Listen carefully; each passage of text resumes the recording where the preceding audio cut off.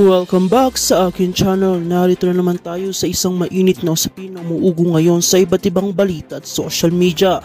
Marami ang nagulat matapos pumutok ang issue tungkol sa tauhan umano ni Pangulong Bongbong Marcos at First Lady Liza Marcos na naglabas ng mabibigat na paratang sa hukuman. Ayon sa mga ulat, may mga dokumento at testimonya na binabahagi na siya naging dahilan para muling umilit ang diskusyon sa publiko.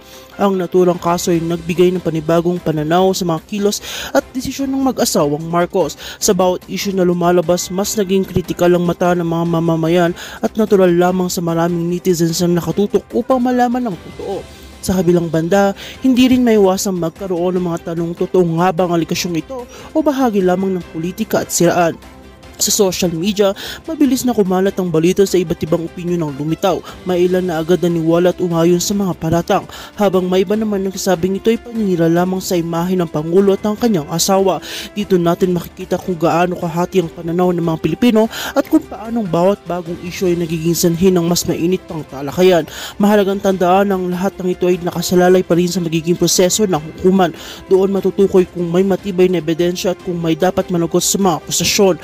Ang hustisya lamang ang makakapagsabi na final na desisyon at tungkulin nating maghintay sa tamang resulta bago gumawa ng final na husga.